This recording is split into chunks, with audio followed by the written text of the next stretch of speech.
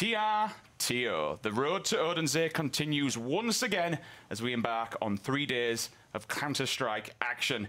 Now, everything to play for. We are moving into week number 2, day 1. We have 3 days of high-end, high-level, high-impact European CSGO action coming your way. My name is Richard Sims, and to guide you through these next 3 days on the desk, I have YNK, Natu.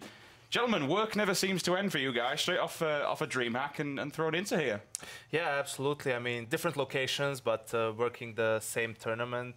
Before that, it was Copenhagen for both of us. Now back in Copenhagen, so yeah, it's a rendezvous here. Scandinavia is the new home, it seems. Yeah, no, yeah, back and forth. But yeah, I thought fun tournament last week, and have to be said, seeing all the new lineups in action in the LAN tournament. Can't really get better than that, can it? There were a couple of upsets, a few people looking towards FaZe, obviously going out, not even making it out of group stages. How do you think things are going to settle down? Now you've seen how these teams have performed on LAN, as you mentioned, these new teams. How do you think this is going to transition? What have they kind of learned moving into this week? I mean, at least in my opinion, it's cool to see so many teams right now showing promise, first of all. Obvious ones being G2, I think was very surprising to see how they were able to be as renewed as they were, in the sense that they were actually wise about their economy, making some good decision making. On the other hand, you had North as well. Up until the finals, they actually played some really good crisp Counter-Strike, but unfortunately they just couldn't extract all of that potential in the finals. Yeah, I think you know, the name of the game for a lot of these teams is going to be more time, right? Yeah. Because of different things. Obviously, FaZe not even making it out of the groups, albeit it's been a tough group. You know, losing initially to NiP, then having to play Gambit, was it, in a best of 3, and falling down to them. But we could see with teams like NiP, for example, who had a good run themselves, still need to get better on more maps.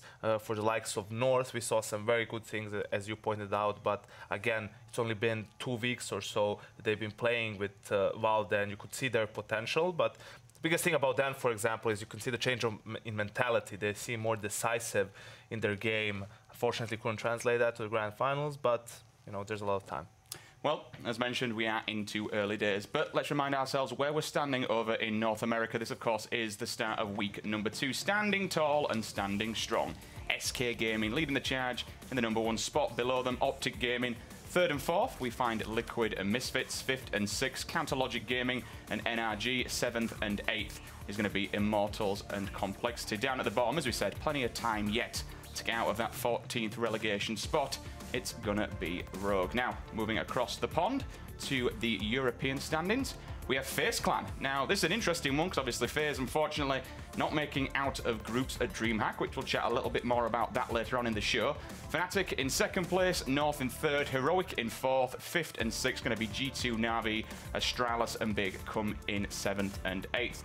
Down at the bottom, we see LDLC, Hellraisers and Team Envious. Now again, that 14th spot, it's not where you want to be. If you're in there by the time the Pro League ends, unfortunately, well, you're going to be going home. But these standings, everything can change. Some teams have played a few more games than others, and now this is where we begin to catch up. And today, we have some very good games. What's at the end of the path, though? It's Odense. That's exactly where these teams will be looking towards. 6 teams from each league, 12 teams in total, moving towards the grand live finals, and that's going to be held right here in Copenhagen in December. That's going to be a pretty good event, guys. We do know the Danish crowds. They it's already, I believe it's already sold out. I think within 4 hours, 50% went. It's going to be a pretty good affair. Scandinavia has always been all about Counter-Strike, Echo. Yeah, except for Finland, it seems. Well, we still love Counter-Strike. We still love Counter-Strike. Yeah, I'll give you that. But yeah, I think it's interesting, you know, that we haven't had a big event in Denmark, considering how many great teams and you know how many fans there are. I think Malmö is a good testament to that. Yes, it's in Sweden, but it's just across the bridge from Denmark and from Copenhagen. So there were a lot of Danish fans at the venue cheering both Astralis and North on, but this time it was the Frenchies taking it. And it's only fair, considering how well Denmark has been represented on the very top of the scene for the last couple of years, right? And it just keeps on coming. They have so much talent in this country. So, yeah, I definitely think it's deserved for them to have a big tournament. Well, again, this is week 2. Everything can change. I'll show you guys at home exactly how today's schedule will pan out. And then, of course, we move into days 2 and 3. Game number 1 is going to be Astralis taking on NiP. The second best of one, again, back-to-back, we'll go NiP against Astralis, and then we finish off with Envy versus Godsent. This first game, guys, this is our hot match of the week. Astralis versus NiP. NiP making it a little bit further, not too far, but a little bit further in the bracket, back at DreamHack. Let's talk a bit more about how these teams actually look then at the event. Obviously, absolutely gliding straight out of groups, made it into that bracket play. Any big major things you kind of took away from this event? I mean, first of all, I guess Gambit has become the kryptonite for Astralis, has to be said, right? Happened at the major, now happened in Malmö as well. But I think for NiP, the big story has to be that they finally managed to win some best of three series, showcasing that they have more to show for than just cash. I think that's a big talking point, to be sure about it. Both Draken and Rez playing as well as they did. Obviously, the tail end of that tournament, you saw maybe Rez kind of lose his confidence when he didn't win the initial battles, when he was trying to be a little bit aggressive on cash on the B bomb side, and that feels to me like that was one of the key factors for G2 being able to prevail as well as they did on the T side. But in the big picture, you have to say that right now NiP has those components to be successful. Yeah, true. For Astralis, the big talking point is this is the first tournament since Glaive joined the roster that they haven't made top 4, which is insane, and the second tournament in a row that they fall down to Gambit, as you already mentioned. For NiP, I agree. They are a team that does seem to have everything figured out for now. Now it's time to put the work in, find a way to make Drake and maybe a little bit more consistent. They were talking about, I saw it somewhere that they have a mental coach now as well for the team, the organization does, and I think Draken will be the first guy you need to talk to, because at the tournament, you know, after he lost 1 or 2 1v1s that against Edward on train, most notably, his performance seems to have dipped down a little bit. So he needs to find a way to not get, you know, too emotional and just keep playing through it. Could this potentially be a bit of beginner's luck, so to speak? You've obviously got a fresh new team, a bit of fresh new blood. You're getting stuck in there, you're just going all guns blazing. I mean, will people start to realize exactly what they're doing and the faults between NiP and try and pick at them? I think the thing with that is, you know, the honeymoon phase and all that. On one side of things, everyone's motivated to play, motivated to practice. Another thing is, whenever you make a roster change, obviously you're a new team, so it's much more difficult for your opponents to study you, right? They don't know which type of a game you're going to bring out, and anti-stratting and preparing for your opponents is a big thing when it comes to tier 1 teams. So that gives you an advantage early on after the change, but eventually you're going to be able, you need to be able to adapt yourself. I think in Malmö it really helped for them to have the ability to have the coach and threat much more active, being able to be there in freeze times and so forth. So I think that had to be a big factor for them to be as successful as they were.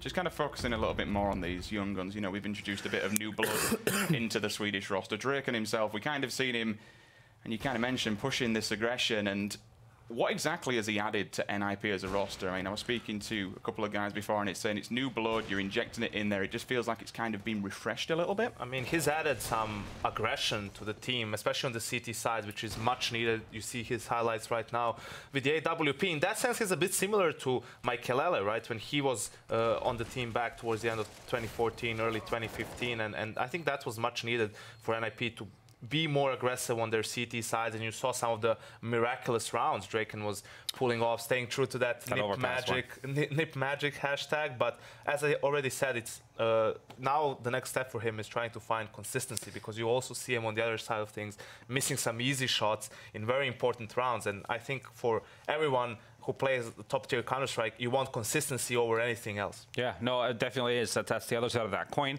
He had situations where he had an op, everyone else was with their pistols and stuff, and their opponent actually were attacking the bombs that he was holding. And if he had connected a couple of those shots, could have totally just turned that game around. So there's definitely, he has that power to be able to take things matters into his own hands, you know, and it seems like NiP also lets him have that. So that's a good thing to have. And if you want to touch Rez as well, very solid rifler, to be honest with you. I mean, he brings in just a younger version of someone like Friberg. And it's also what I noticed in a couple of situations, he is a very intelligent player as well. You know, some of his decisions seemed very, very mature for someone who hasn't really played that much on the top international scene. So that's something that you also love to have. You mentioned Friberg, right? He was the guy who was anchoring most of those bomb sites. Yeah. So you need to have someone who knows how to play the different situations. It's not always about, you know, taking the fights and winning the duels.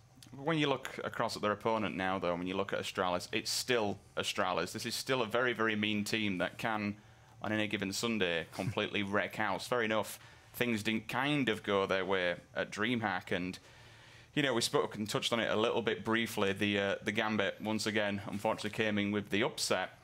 What can they learn from that? What do you take away from that? Is it just something where they think, oh Christ, this just ain't us, and a few people were saying Gambit just played out of their mind?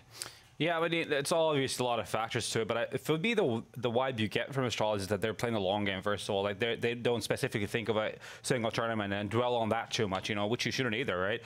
It came down to like them basically calling something fast in specific situations, which they like to do as well. And also, like you could see in certain matchups they had in Mirage, for example, they had a very, very specific game plan they had obviously thought about before the game. You know, they were doing for heavy executes, fast plays towards a B bomb site, for example, and they just got outgunned in those situations. Like they really didn't have much to study from Gambit either, especially on a map like Mirage. So I think it's just a couple of factors there that made a difference, that I don't think they should be thinking about it too much going forward.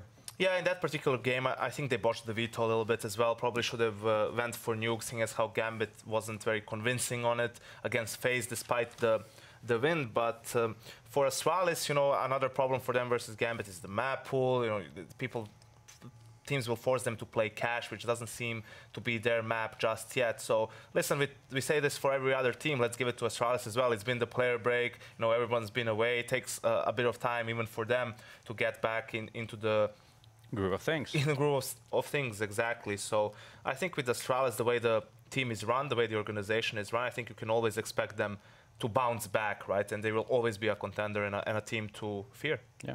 If there's one thing I find about Astralis, obviously it's a player-owned, and correct me if I'm wrong, a player-owned organisation, so they run this thing themselves. Do you think that kind of don't add as much pressure to them, that they don't have this big organisation on the back that's kind of pressing down on them for results and stuff? Does it make them relaxed a bit more, or does that kind of think, all right, this is my brand I need to represent? Yeah, I mean, for them, it's a combination. They don't own the team fully. It's a combination with them and Refresh, as far as I know. So they do get some help in the managerial aspect of things, business aspects of things, so they can focus more on the game. But I think it's an interesting, you know, addition to it, so to speak, right? You have a bit more stake in the team itself and everything that comes into it. My opinion, I think Astralis is a front runner, and it's just getting that outside help in, you know, being open about it, because the margin between winning and losing is somewhere between 1% and 2% in the top level Counter-Strike, right? So why don't you go the extra mile and find those extra measures when it comes to, you know, having a sports psychologist, or when it comes to nutrition, you know, hydration, sleep pattern, everything, you know, that you can optimally perform. So yeah, I think that's the one thing that they've really been the best at. All right, then we are just waiting for the players to jump on the server. I'm being told we're ready in just a second. But really quickly then, let's talk about this map in hand, Inferno. Where do your allegiances lie here, guys? What do you think? This is an interesting one, because for NiP on this map, for me, the problem has always been they're too static, especially on their CT sides, right? And T side as well, right? True, and on the T side as well. You know, not decisive enough in taking map control. They would play too far back. They would get picked off by the AWP. They couldn't even get into the execution part of the round, you know, to make something happen. It seems like with Threat in Malmo, they were trying to, you know, make things better, but against G2 really didn't look all that good, to be fair. G2 is one of the better Inferno teams, especially on the CT side. So I think here is where Astralis has the edge. Yeah, no, I mean, my problem with NiP in Malmö specifically had to be the fact that, you know, you could really early on in the round figure out what was going to happen, film them. If they would go to Banana, then they would have no map presence anywhere else at all. You know, you'd maybe have to get lurking somewhere in apartments, but he would not be making any sound. So there's nothing really happening for a better part of a minute on a round, and then they just go for a BX. Like G2 in that specific one that I remember, they would just overrotate a third guy into B, and you know, they just get wrecked in that situation, right? So I just want to see them be more mobile, you know, maybe have a little bit more freedom for individuals to make plays when they have that opportunity, make an opening, and then just run with it after. And also we have to remember, you know, before Malmo, first week of Pro League, NiP was one of the most underwhelming teams, probably alongside Na'Vi. So whether they play better in Malmo because it was the home crowd and LAN or whatever, I don't know. All right then, guys, the game's underway. Pansy and Sponge, over to you.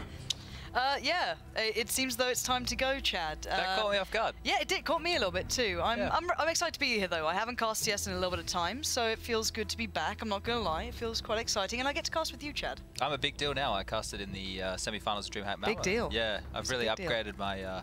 my stature as a Counter-Strike personality line. Yeah. No, look, at the end of the day, I'm excited to see this as well. We've got a great game between these two. Brilliant teams to begin this one off with. And Chad, what are you looking at to come into this? It looks like we're already live, so as said, the players do really want to get this one started. Yeah, well, kills have already come in, and lots of aggression here on Banana. Draken's going to go down there to Kirby. Device finding a frag as well, and the early advantage in the favor of Astralis. Yeah, Astralis holding all the cards thus far, winning out on all fronts, essentially. They still have the smoke up, they still have the flash up, they could still do what they want. But they've got the two classics to pick from. Pick your poison. Get right on one side, Forest on the other.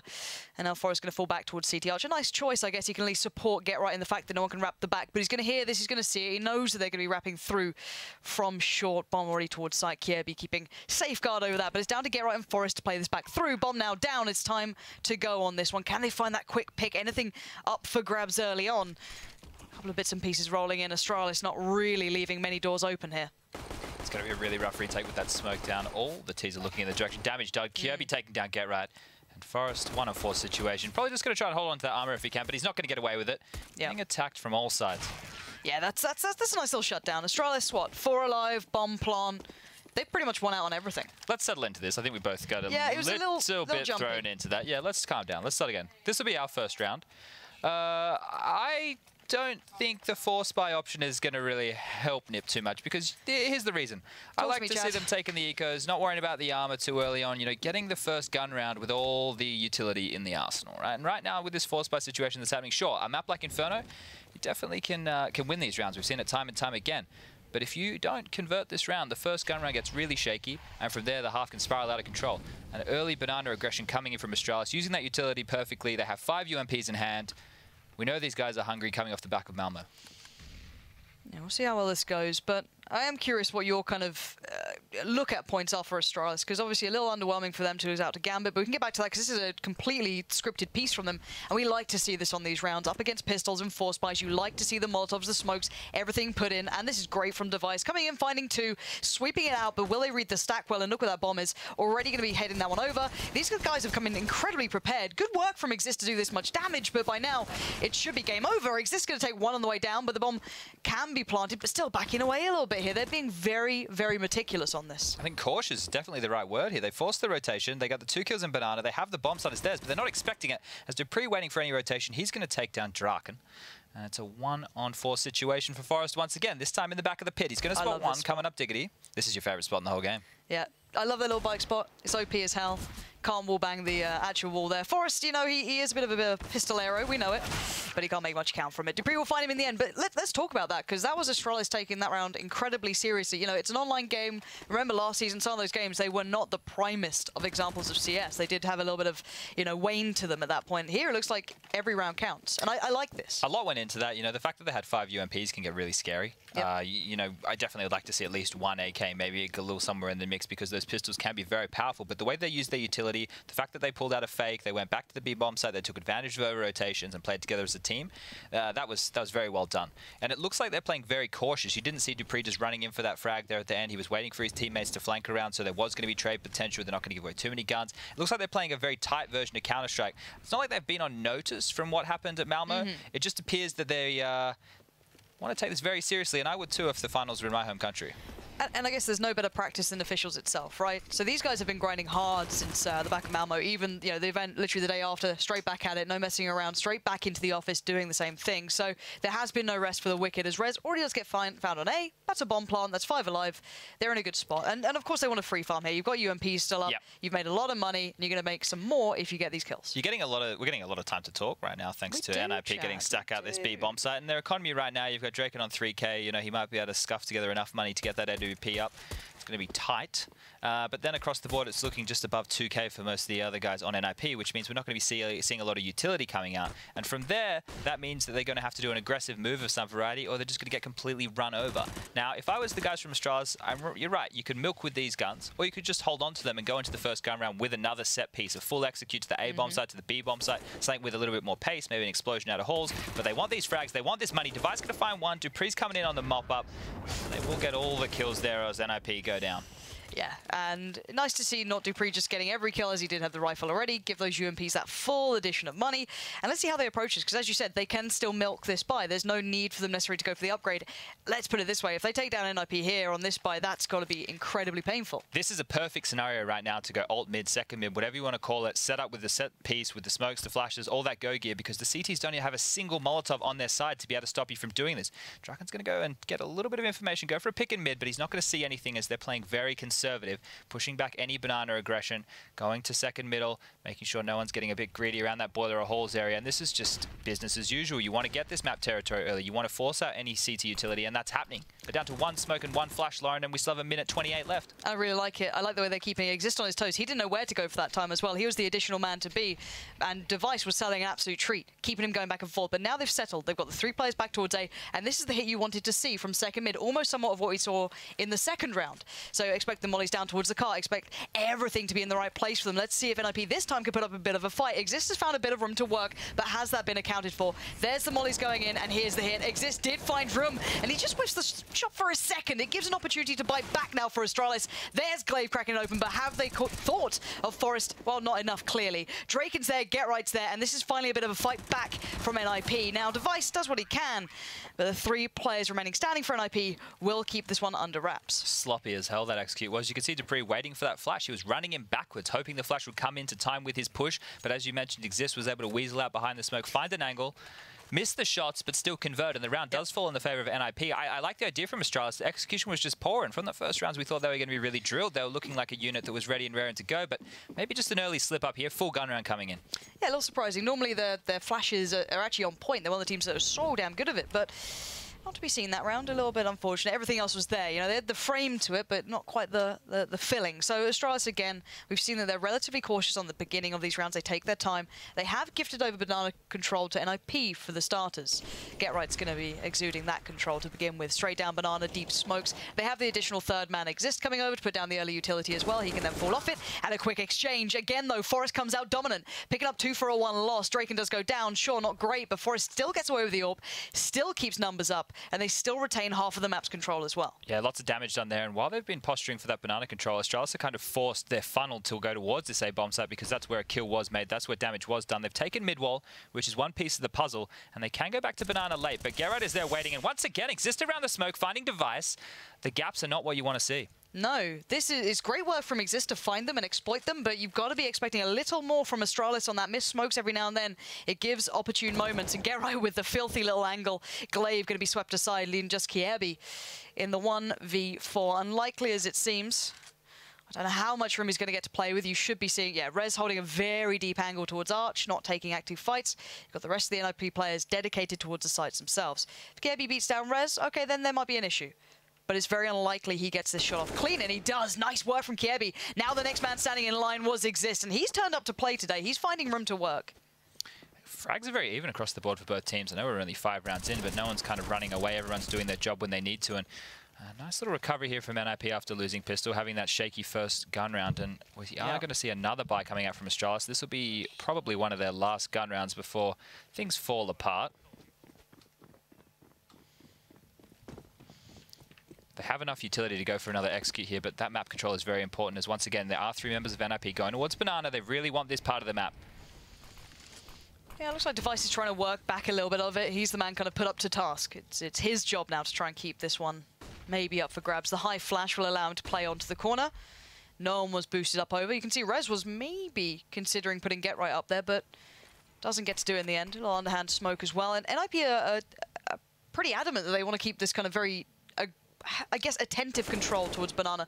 I don't mind it. It's worked very well for them, and now they back away. So they've bought a lot of time, though. You know, almost a minute down now. They're looking pretty good. They've got the 3 players in the right place. Astralis, again, though, going back to this hit that we somewhat saw before. The flash wasn't great, and Exist was there last time to exploit it. He's not there this time. Draken's moving fast, quick. But Astralis looking like they want something different. Pressuring towards CT Arch. They're holding off towards Pit. Exist, again, is going to be a linchpin. This time he doesn't win out, though. Kiebi breaks through, and we might see a bit of a different approach finally. Kirby has the bomb here. I'm a bit worried about this situation because he's isolated from the rest of his teammates. Glaive is close by, but if he goes down from that push or get right in City Spawn, the bomb could be dropped right in the hands of the CTs. Dupree taking a duel, going to take down Forrest, and now isolated in the site. Draken's going to go down to all that UMP as well, and the plant will come in with Rez and Get Right looking for the retake.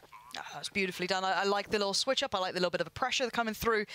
And I like the way that Kiebi didn't get caught in the heels by Get Right, because that was pretty likely to happen to a smaller degree. But Device is going hunting. Rez is trying to find a bit of an opportunity to do some work. Device gets, you know, a little caught in the side there, a little bit maybe caught off guard. Get Right tries to back away, and Rez is doing the work here as well. So claiming a couple of kills. The full retake, of course, almost impossible. Nice work from Get Right, but does go down to Kiebi. So losing out on guns and their money's not great. Yeah, exactly. You got to be very careful in these kind of situations, especially when your economy is on edge. But we are going to see them holding on to 1 gun with Rez, and the T's will hold on to 3. The magic number is 3. If you can hold on those 3 guns, you can have 2 players who, you know, are going to be able to drop, and then you're not too worried. If you have 3 players going down, you only have 2 guys who are going to be able to drop for 3 people. It just becomes a logistical nightmare. It just doesn't make sense. 2 plus 2 is 4. And Chad, I went to school in England. You have a decent education? Whoa. You guys do have that show like Pregnant at 16 or something like that, so it's a little bit worrying. I skipped past that part, all right? I said I was bad at maths, Chad. I didn't mean I was pregnant at 16. Jesus. Anyway, fast work towards top of Banana. Couple of mollies going in, going to force the players back this time. Astralis being far more aggressive. Or at least Kiebi is. Last time it was Device being a little bit, you know, a little bit more tentative, a little bit closer, but definitely pushing a little further back here, Kiebi. But at least they're not allowing NiP that full control. For a little while, there was that full Banana control. Get Right was working all the way down, getting the early warning systems. This time Astralis fighting back a bit. It's risk versus reward, and if you can identify a team's tendencies, you know they're sending 3 towards that Banana area of the map on the CT side early, you can take mid-wall relatively easily, or you can at least force the CTs there to drop back or use all of their utility. Either way, it can be a win, but a duel comes out here on the quad side.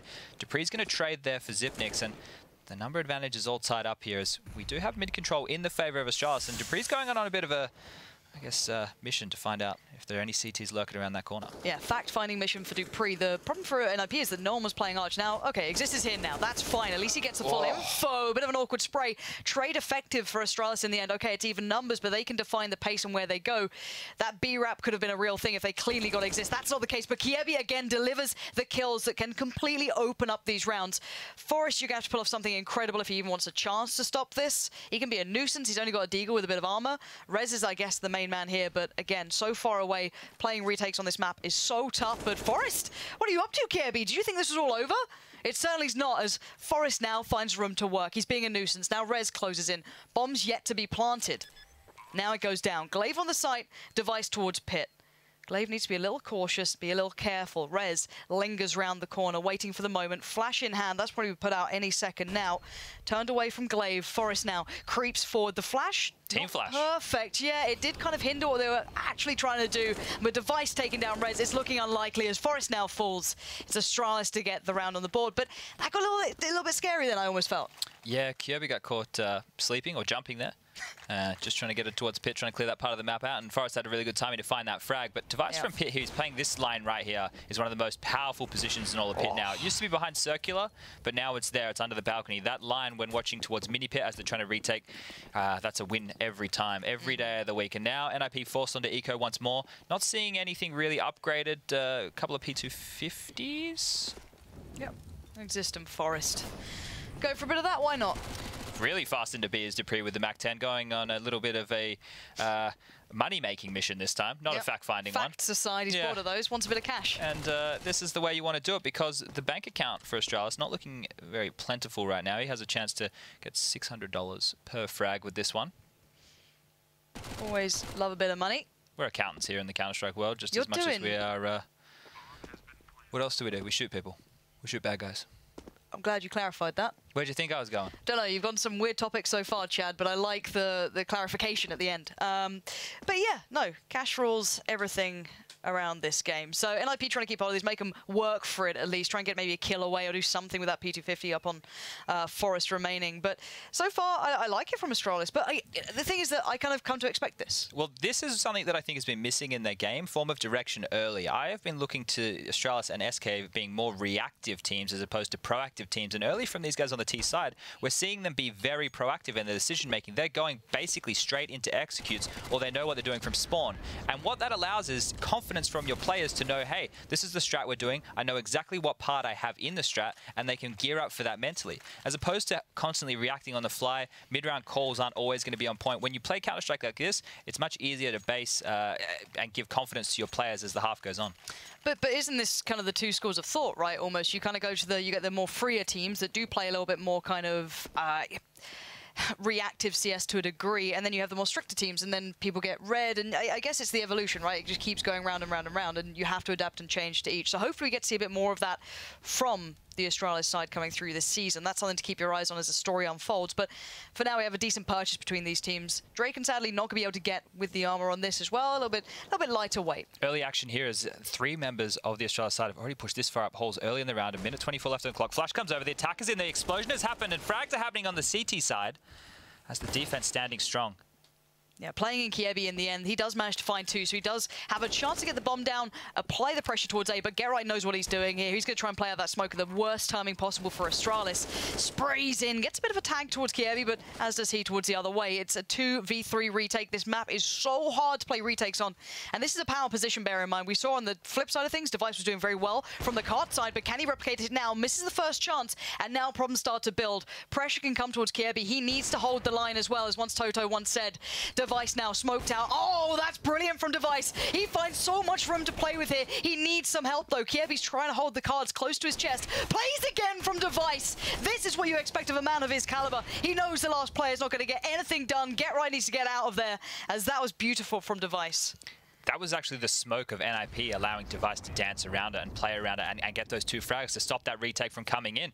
It wasn't deep enough. If it was a little bit deeper, it would have forced him to, you know, have to pick wide, but he could see around the smoke. He was able to jump up. He had plenty of vision. From there, grabbing 1 kill on the player coming in from mini pit, and then able to take a duel and grab another kill. So this is fantastic. You know, you can see that just that tiny gap has given him enough room and forced NiP back onto another eco with that saved rifle as their only hope going into this round. Yeah, looking a little limited on the hope, to say the least. Let's see where GetRight puts himself, how he wants to play this. Obviously, you want to be a bit of a playmaker. He's playing this corner of the angle, and he tries. He gives it a good go. He gets a bit of a tag towards Glaive, but you're praying for things to work out that necessarily aren't always going to happen. Well, this time it doesn't. They power through it. So this is Zipnix managing to get on the board as well. Again, sprays in. He's doing very nicely here for himself. Gets to see the full image almost. There's still res up with the rifle. He picked it up off of GetRight once he fell, but there's no armor there. It's quick, decisive stuff coming out from Astralis, and they're looking confident in taking these duels, which is very important. They're not just going through the motions. It seems they're actually, I don't want to say awake, because I consider these guys the most professional team we've got out there, but it seems like they want the win. They're hungry for the victory. That's big, though. How is Rez able to get away with this? That's 2 kills that you shouldn't be able to sustain through, but he's found it. Now, the bomb's going the other way. That's the one, well, I say one bit of silver lining, a massive part of silver lining for Astralis, even though they've lost out on those 2 players. That's guns recovered there. That's big for NiP. Yeah, obviously Astralis have to be cautious going to the site. They don't know where Forest is. Little do they know he's over there getting that AWP that Rez was able to take down, and really they can salvage this one. And it's a bonus going to next round. Obviously, the money situation, the money bonus is building up for the players on NiP, but to get a weapon like the AWP, $4,750 exactly, Lauren. It's quite a little bonus there. It means that you're going to be able to drop that over to your boy Draken. He's going to be able to buy up all the utility he needs and potentially get involved for some of those aggressive plays. And I was talking to some Swedes while in Malmö. They said that old boy Draken has the rich kid haircut. What does that mean? I don't know. That's just what they said. So he's, I need to go, right, HLTV, hold on, let's have a little peep. It's just probably like the swoopy thing, right? Yeah, I don't know. He's got a hat on in his HLTV picture. That's awful. Well, you just Google him. There you go. Yeah, it's a bit like yours, Chad, just a bit more tamed. You're a rich kid. Nah, it's really expensive being here in Copenhagen. Let me give you the hot tip. Pause is going to come in right now. I'm going to take the safe assumption that this one will, it's a technical. All right, I thought it'd be tactical coming in from NiP, but we've been informed it is a technical pause. So we can't even delve down the decision-making of the mystery that is online Counter-Strike technical pauses. forever the mystery. But this was nice from us. It's a rabbit hole to say the least. Yeah, it's good to grab frags. Everyone likes kills. Stat padding in save rounds is always good. He was on 1 kill before this one, so bolstered his frag count up to 3. They've only won 2 rounds here. Now, we can talk about the... it is unpaused here, so we'll come back to that in a bit, because we can just jump right back into this. No point wasting time, but the bank's starting to become far more robust for Astralis. They're in a better position, up to 8k on a few of the players around that marker. Kiebi sitting pretty, of course. Now on the other side, NiP need to start making a bit more of a dent. They picked up 2 rounds, back-to-back being there. Now there it is, finally. Draken gets onto the board, and that was missing for a while. He's not been that impact player that we've expected for a little bit of time, especially after that DreamHack performance. He definitely gets the bunny hops more than most, and in way that he can go for those frags in middle, especially middle on Keish as well. As another example of summer, we see him being able to pull that out, and here, grabbing a nice early frag against Astralis, helping NiP get that number advantage.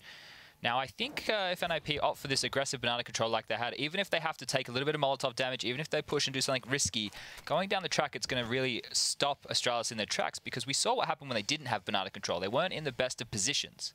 But in a 4-on-5 situation, with Xyp9x already having this much information, he might be able to find Exist sleeping as he transitions from mini pit back towards the site. Oh, there's the Molotov. Never mind.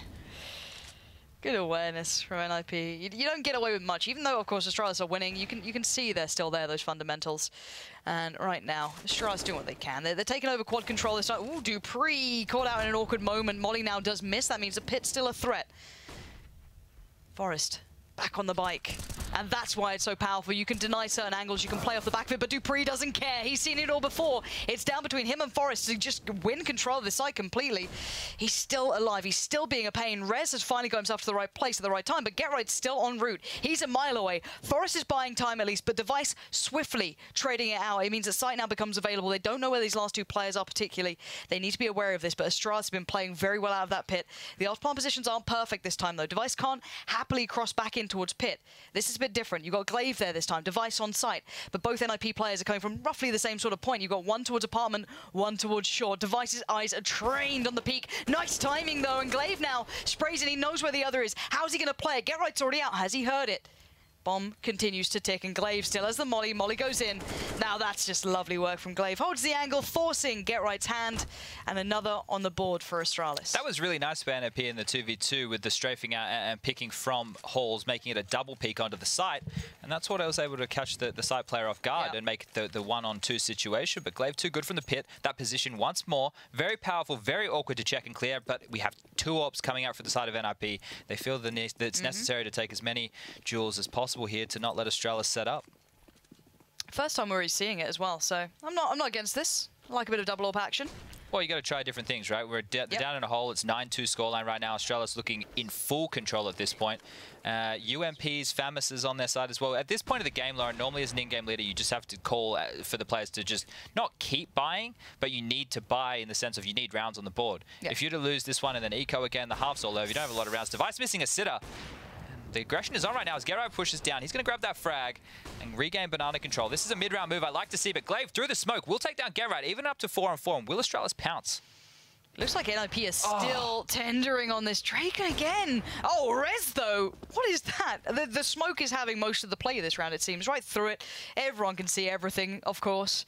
Rez just going to fall back, and he needs to be able to buy time if they did go for that quick hit. But look where the bomb is. It's still in spawn here for Astralis. So you know I love that. You love a bit of it. It's good awareness, Chad. No, that's the normal spot where you drop the bomb. I'd get tilted when I play with you Muppets because we take a bomb site and the bomb's in T-spawn. Chad, you say you Muppets like we play together.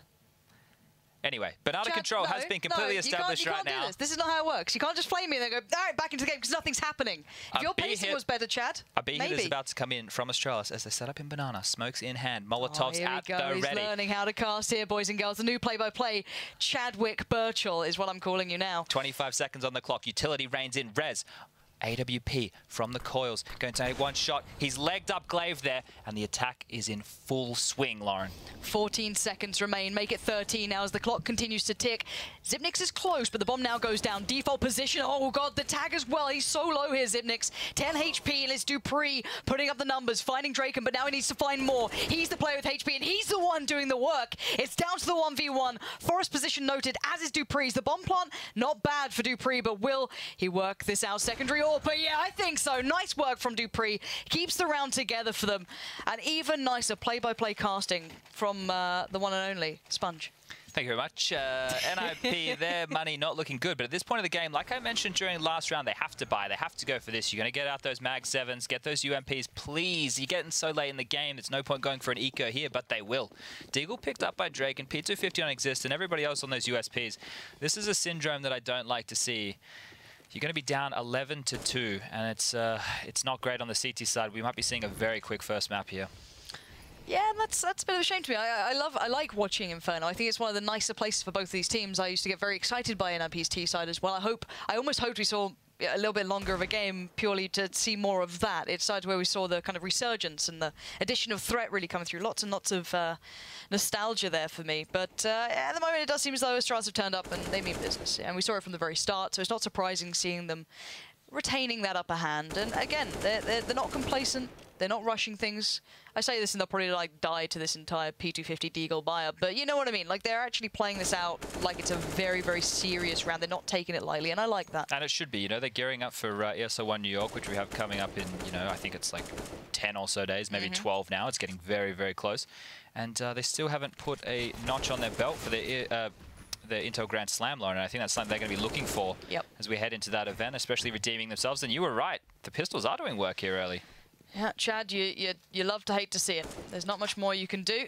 And now let's see if they can kind of group up and just hit these sites. There's still a threat alive. Drake can be on one of them, but Device powers through. Now, down to the 3v3. Device again spots one out towards middle, but that plays in res. And again, there's still problems, but this should be over. This should be shut down, but I do get nervous because it's down to a 3v3 even in this situation, which is kind of a little weird to say the least. This is the worst time for me to take over here, Lauren, you know, because anything's possible. When I cast over these moments, I start doing my color. The rounds come in, but Kyobi's going to finish them off. And it's just Exist left all alone. So, 3 alive. All good in the hood for Astralis. Let's just take it for what it is. This is fine. It's all going to come down to the fact that NiP just need rounds on the board and they're simply not getting them. This is meant to be the hot match of the week. Yeah, what would you call this? The tepid match of the week? No. When I did that little Banterfield pre-recording, it was the... what did I say it was? It was the... I said that Astralis were going to make a steaming pile. I don't remember what I said. God, I can't get my words. Real good at this. God damn it. Anyway, full gun round right now. Halls control coming in early. Frost spamming through the smoke, going to tag a little bit of damage there onto Zipnix. Using that Molotov very quickly as well. I didn't think he would be worried about the smoke push coming in. But, early map control once more from the boys of Astralis. They're getting Banana basically for free. They've got mid-wall. They've got halls, they've got everything early, and when you have this much map control, any decision you want to make, any attack you want to have, it's in your pocket. As Molotov comes in, looks like it's going to be an A hit. This is the BDP, and I like a bit of that. Drake can going to go right in there. He gets the bomb. He gets it down on the quad side as well. Nice flash, though, coming in, but doesn't quite get the kill off the back of it. Oh, that's perfect. Kirby gets punished. This is finally an opportunity. Finally, NiP putting up numbers, putting up those early kills, and not allowing Astralis to have their way with them. Exist to round it off with Forest, but that's the first time we've seen that big early impact. That's the combat ult, as I like to deem it. Draken playing up close and personal towards that quad side, grabbing 2 frags. That no-scope was very nice, and it was what NiP needed to grab another round. But right now, this could be the pace change from Astralis. They could just go for an all-out rush if they really wanted to. It is full utility on NiP, but the ace that Astralis have up their sleeve is the fact that they can get away with whatever they want to. You know, they can basically throw anything at NiP because nothing has been working for NiP and everything has been working for Astralis. But once again, Draken, close mid, grabbing a kill, taking down Device, early number advantage. Can they convert this time? That's the question. This time it's not quite so quick. It's not 2 kills back-to-back, it's 1. There's still a chance here for Astralis to grind it down, retain that control, start denying the information, but a good purchase finally for NiP, it feels. It feels like their money's just not been stable the entire game. But now you got the Molotovs, you got the Flash, you got everything you want. You still have 3 players at B as well here. Maybe they're getting a bit of a read in the game, and you can see that Glaive, the one kind of tendering for this, but Rez getting flashed in. Get Right as well, Exist is there, but Zipnix comes out on top. He's the winner of that situation. Rez goes down, Get Right now picks up the mantle, but this could be an absolute massacre on Banana here. Glaive is going to find Get Right, but will they predict Exist? He is there quick, he is there fast, and he gets the spray on 2. He's buying time. He's being an absolute damn hero here for NiP. And now Draken's been bought enough time to get there, but can he do anything with it, Chad? I would definitely say this 2-on-2 situation is probably just going to fall in the favor of Astralis. They've converted these time and time again, but Draken from behind the smoke, combat orping once more, takes down Dupree, forcing Xyp9x into his favorite type of positions, clutches Lauren. Xyp9x comes alive in these sort of moments, to say the least, but you're up against one of the most veteran players. Some of the most talented moments have come from this man, but Xyp9x is hunting it out. He's going to try and find this and make it work, and Forrest has none of it. That's the level you can expect from that man. But yeah, still a very thin lifeline here for NiP, at least in my opinion. This is very small amounts, if I'm completely honest. 4 rounds, Chad. I'm a big fan of NiP and the way they play on the T side. I just don't know if this is enough buffer for them to really get that competitive game going. Clinical, I think, is the way to put it, but if they get pissed around, Lauren, we're with a shout. Yeah, that's what we're going to have to keep in mind here going forward, if they can actually control the situation. If NiP can get that pistol and then build up, there is plenty of opportunity. But right now, Astralis look damn good. And we'll be back in just a moment's time.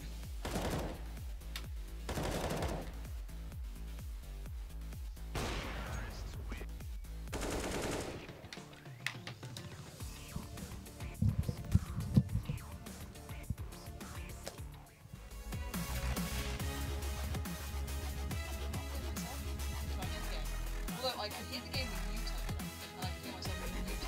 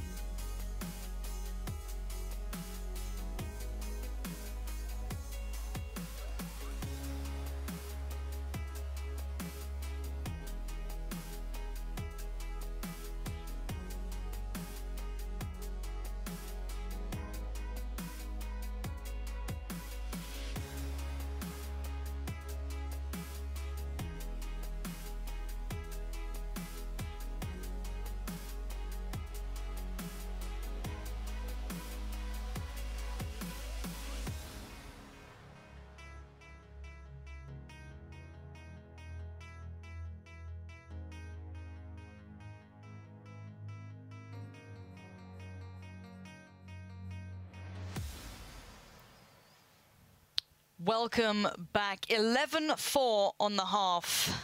It's been a little bit of a whitewash thus far. Got to say, Astralis looking pretty good. A little bit of a lifeline was built back in for NiP towards the later stage of the game. And those 2 rounds, they just about claimed midway through. But a lot to be seen, and a lot depends on this one, at least in my eyes, and I think yours as well. If they get this pistol round NiP, the game's open. They're back in this one. But if they don't, you've got to feel this is going to go all Astralis' way. As cliche as it sounds, the pistol rounds are a pivot point in every single game, Lauren, but... What, NiP is straight down middle as well. That's Astralis. Excuse me, you're all right. It doesn't really matter. The aggressions come in. They found a lot of information on the map, but now they're dialing it back. Now they're dropping back. They don't want to be in any trap that NiP has laid. Get right. From the mini pit, I'm going to spot the CTs dropping right back. And at this point, Astralis have pushed down. They've hoped to find a lot of frags. They've hoped to find the bulk unit of NiP, but unable to find anything. We see this team just waiting out the clock, basically. They have enough utility to go for what looks like a B hit. Now the banana aggression is coming in from NiP. They're going to take the duel against Glaive. He's going to pop off a couple shots and now drop back. This transitional pistol defense is working out quite nicely. The clock is being wound down, but banana control has been established, and this is where I would be expecting the 2 smokes and Molotov to come into play. That's it. There it is. First piece comes over. Xyp9x sees it all. He's going to make the call as well. He's going to even find a kill as well. Glaive now trying to play into this, not lose out on too much, keep NiP on their toes. The site's theirs. There's no 2 ways about it. You can see Device trying to find angles of approach and find ways to play, but for now it's Xyp9x to find Get Right. And now NiP with 3 to try and hold this together. Hold the line. Dupree again, spotting out 1 towards Dark. And the retake will continue. Xyp9x does have the kit, so time isn't necessarily of the essence. Dupree spamming away, keeping them tucked in towards that dark corner, allowing his teammates to push forward, and now Glaive comes in, takes their heads off in some rather nice fashion. Clean and easy. There's not a lot you can say about that, right? No. The Astralis were in control of that pistol round from the very beginning. They went super aggressive. They wanted to take the jewels. They didn't find any from NiP. They were just hiding under their little girls' blouses. Then they re-established some banana control. What's wrong with girls' blouses, Chad? Nothing. They re-established some control of the map. They executed, but Astralis on point with the aim, taking everyone down. The plant did go in the favor of the guys from NiP, which means they can force buy. They can get the Tech 9s, which have been severely nerfed. We saw that at Malmo. They hardly had any impact, so maybe CZ's more Deagles will be coming out, but here it's just a pistol upgrade, which means on the first gun round, it'll be next round, as opposed to 2 rounds from now. Eloquent as ever. That's the fun facts. Fun facts with Chad. So if we just quickly open tab while we're waiting for this eco slaw to happen, dupreeh doing a lot of work. We saw him when those rounds got really tight, that he was the man who was bringing them back into it, getting a lot of impact frags. He's on 18 kills, and the next closest is Kirby on 13. So everybody else on the team it's a bit of a team effort with dupreeh leading the pack. But when you're winning a game 12-4, it doesn't really matter who's getting the kills because everyone's doing their jobs. It's not like dupreeh's running in on his own on that T side, just opening up the board. He was just getting the kills when he needed to. Everyone else very solid, making their entry frags, making their trades, everything looking quite perfect, but things get dangerous here as Forrest has pushed all the way up with the P250. This is the striking range for this weapon, but the UMP of dupreeh are going to gush him through the wall, and he's going to chase this one down. Yeah, it is the thing, essentially, is that if it's dupreeh and Kirby getting the kills, that's generally what it's meant to be as well. Device doing it perfect, but as you said, in these sort of situations, in this sort of game, it's not a big game changer. And a nice little setup here, the crouch and look over. Can go wrong if you get the team kill, but it's fine. There's not too much threat up on this as last man with the Deagle. One of the new additions. Did find Zipniks, but 4 alive, and they can recover any gun that they need to. So all is very well for Astralis. It feels like they're going through the motions here for me. It feels like everything's going their way. I want to see this gun around. This is the only thing that could redeem NiP here. And they're not going to have a lot of utility to really do anything with it. They do have the AKs, but we can see a HE on Draken. I would have probably opted for a smoke. 2 flashes, 3 flashes, 4 flashes, and 1 smoke. So not a lot of utility, not a lot to get done. And in these situations, normally what you have to do is go for some kind of contact play, an explosion, or you be very patient. You default at the start, you wait out all of the utility from Astralis, which they know they can hold on to in this scenario, and then attack from there, and when it's just aim duels. And it looks like we are just going to see a default coming out from NiP. Initial smokes have been laid from Astralis, 1 deep banana, 1 top mid, and that's just to hold off any early attack, any rushes, any aggression coming out from NiP, but it doesn't exist. Oh, he's on the team too. That was quite nice. I was really hoping you were going to segue to it like somehow. I didn't realize I was doing it. It used to be Existence and Exist. We used to play against each other. That was always a really fun one, but that's not very likely these days. Forrest, though, having a little bit of a look towards middle. You want one of these kills to be given to you almost. You want that opportunity to spiral, but you can see it. Yeah, Astralis, they're sitting back. They're not allowing it to happen. They're going to make them work for their dinner. Forrest again tenders forward device. Probably the first port of call if they do go for this CT arch pressure. Again, he does have support on Speedway, so that's not the end of the world if that does come through. Now, there it is, Exist with the first blow. Great work from him to find the opener clean as well. Lovely flashes, though, to hinder the approach. NiP can't get that quick, free hit, but they can be all-encompassing, and it does get tricky. Kirby, though, still going to put up the fight, put up the numbers. That's great again from Exist. He's finding so much room to work here, but dupreeh still holding himself towards the side. Can't get the shots, a little messy, a little bit sloppy. Kirby still alive in pit, though, can make this very uncomfortable. Being an anchor in this pit position, Kirby's done a lot of work. That's his 4th kill for the round right now. He knows the other player was towards the mid wall. He's going to tap that bomb. No kit means he can't sit that defuse. Has to wait for Draken to peek out. But the time right now, he knows he has to tap it again. This is the issue, and Draken knows that. And he's going to swing out from halls, take down Kirby, and finish off the round.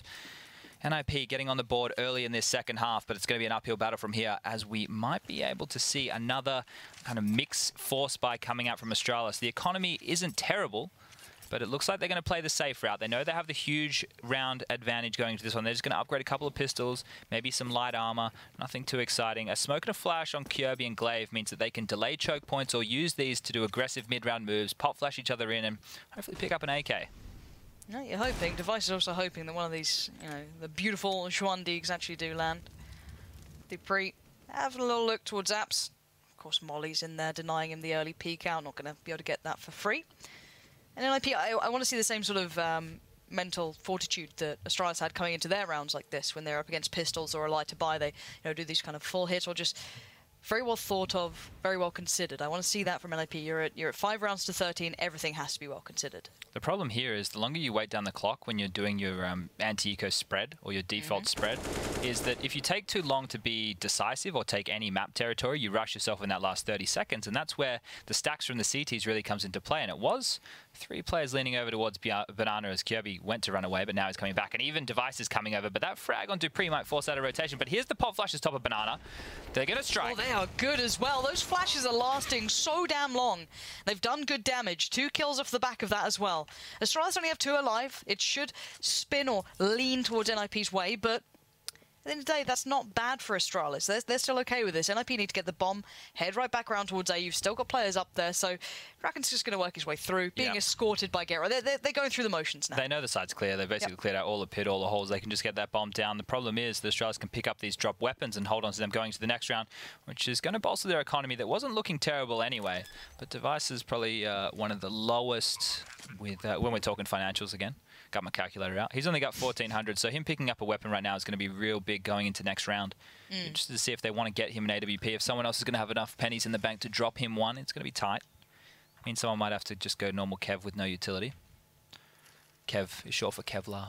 I thought Kevin was coming out. We used to use that inflatable kangaroo. We used to call him Big Kev. Yeah, I do recall that. Yep. What happened to him?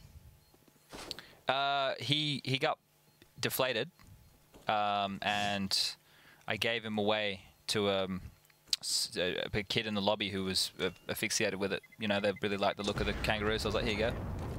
Chad, a man for the fans. Yeah, I'm all for the people, and I'm all for great Counter-Strike. There's another round on the board right now for NiP.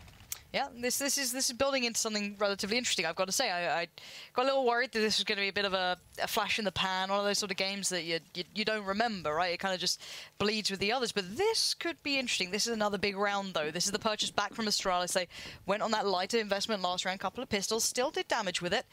Now we're back on board with a little bit more here. So Molotovs, grenades, everything else. And NiP have the same, so this is going to be a fun one. Early exchanges on Banana, and it looks like Draken's going to come out the worst of that. Rez and, excuse me, no. It was Glaive to come out the worst, but there's the aggression from Xyp9x, instantly met by Exist. Back and forth, so down to 4 for both sides, but NiP retaining HP, retaining utility, and keeping 4 alive is always very integral, but Dupree going to try and tilt the odds again. Astralis, they never quite take off the foot from the gas. They'll always find ways to work it back in, but Device staying out here this long, this could be deadly. It's a weird spot to clear, but he's going to pick up before they get a chance, and Draken's ready for him. He's going to take down Device. Now we're on a 3-on-3 situation once more. They know there's another player over towards this B side as Glaive's thrown out that smoke, giving away the fact that he is in this area. But the HP on Draken is very low. Exist is also bleeding out internally. Glaive, he's not looking pretty either. I think, you know, they might go for this little boost up. That would probably be something that could work within the mid-round. As I say that, they don't do it. And they're going to leave Dupree, who has a bit more HP, over towards that B side. Rotate Glaive over to help his friend out, who has pushed all the way down to T stairs. So he's not going anywhere, actually. No, that smoke coming in. They're going to be in a nice little spot here. 2 players towards the top, 1 round the back, and the flank could be everything. This could be interesting fun here. Dupree's found a little bit of a gap, going to clip the toes. The fingernails of Exist, and that plays in Kirby perfectly. There's the hit coming through. This could be a disaster for NiP. They're all just going to melt. You know, they were on low HP once that first frag was found, and they just all just melt, and that's a round on the board for Astralis here, and they should be able to get another gun round coming up for NiP. It's going to be a bit of a mix by their economy isn't fantastic. You can get an AK, maybe get a Galil and a couple of upgraded pistols, or do you take the eco? Do you give away the match point here? Do you allow them to go up to 15? Or do you opt for the Force Buy? I think, you know, in a league like this, obviously rounds at some point are going to come into play. Or if you let them get up to 15 rounds and you go to overtime, then you get a point just for getting that, Lauren. Because we've updated the rules. That's a change, isn't it? Yeah, so if you win in overtime, you grab 2 points. If you lose in overtime, you grab 1 point. If you win in regulation, you get 3 points. Okay, so clean games are awarded. You kind of want a little bit more of that? Yeah, we're big scheduling fans here at Pro League, so... Yep. You get rewarded if you can finish in 30 rounds. But let's remember as well how close the Pro League always gets towards the end of the season. It's one of those things where it's like, it always looks a little bit clear-cut at the start, and then suddenly you're in this position where it's like, oh, 4 teams are suddenly in this weird possible playoff position. So I'm glad that's there. Hopefully that will kind of cut a little bit of that out and reward these teams for having these clean, well-prepared games. Unless NiP can do something pretty impressive here, it does look as though this is going to be one for Astralis. They have gone for a bit of a purchase in this, though, Chad. Yeah, definitely not a clean pie coming out right now from NiP. We have the UMPs, we have the CZs, but I like it. They're fighting for this. They don't want to give away that match point. They don't want to allow Astralis to get up to 15 uncontested. And it would really be up to Astralis, who have to make a mistake here to give them a shot back into this round. And posturing at the bottom of Banana, with the weapons they do have, just waiting out that smoke and getting ready to strike. Flash comes in. Xyp9x is going to grab one, and Rez is going to trade out. 4-on-4 situation now, and the territory has been gained for NiP. Yeah, NiP getting that real estate in the back of the pocket. Glaive left all on his own here. Device swung back over towards A. So again, an early read. Does it pay off? It does look like it might, actually. NiP tentative as to where they're going to commit towards. You've got Drac and Rez exist. They're all kind of floating around, but they might be like a little bit of a feeler towards A here, but that could be the deny. That could be a turn of events. But no, it's just... It's hard for them to read into this. They're still going to group up here, NiP, and still going to hit towards A. There's 3 players waiting, and Dupree's in a really awkward position for them. Even if they make it up mid-wall, they're just going to be absolutely pincered because, like you said, Dupree has a chance to flank. He could even just come out from Boiler as they take that quad wall. And the smokes are up on either side of mid, which means they can have mid, but Kirby happy to play behind the smoke, happy to pounce. Dupree. Oh, the positioning's great, the read's great. They knew exactly what they were up to. It's just Draken alive. 1v4, no bomb to hand, awkward positioning. He's going to get the first step on the ladder, though. That's Dupree down. He's still got utility, he's still got a chance, but 20 seconds left into this. Eyeing up what he can do. Dead. And there it is. Kirby's going to sit towards Boiler. It's 15 on the board here for Astralis. Good night, sweet prince. I think they need to just put their foot on the gas right now. Yep. Push Banana, push middle, go for the jugular, take NiP out of this one as quickly as possible. This is a mercy killing. A mercy killing, my word.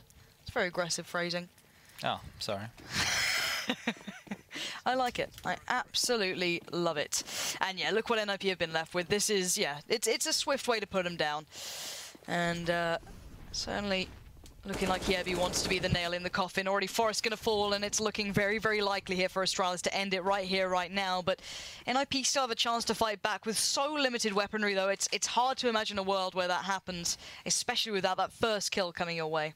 It's going to be very difficult unless Astralis make a massive mistake. If they push individually, if they give up guns and then allow NiP to have that lifeline back into this one. But we've been saying the entire game, Lauren, we've been looking at this Astralis roster. We're saying they're really hungry for this match. They're taking every round as serious as possible. No one is overextending. They're playing team-based Counter-Strike, fundamentally sound as usual. And this is the Astralis that you love to see. It could be a bit of a device show to maybe wrap this one up. And there's the first. Exist goes. He backs away to another spot. Buying time well, holding his own. Not going to follow up with much more right now. He's got Exist on the way as well, so 2 players now present for Astralis. Again, an opportunity missed, but excuse me, Xyp9x will be there straight away. Flash comes in. NiP are getting no ground here, nothing to be gained. Slowly creeping towards the site, but the slower you do it, the more the Astralis players get there. And it's get right, your last man alive, and not for long. Put out of his misery, at least for now, by Device. And that's map 1 down. Astralis pretty dominant here, Chad. They say slow and steady wins the race, Lauren, but it wasn't to be for NiP there, as Device did some picture-perfect AWPing in that last round, and a clinical display from Astralis on the first map. Yeah, all looking very good. Guys, do stay tuned. We'll be back after a very short break to look at not only map 2, but have a little bit of a talk about that first map as well. As you can see, these teams, it looks like they mean business today, boys and girls.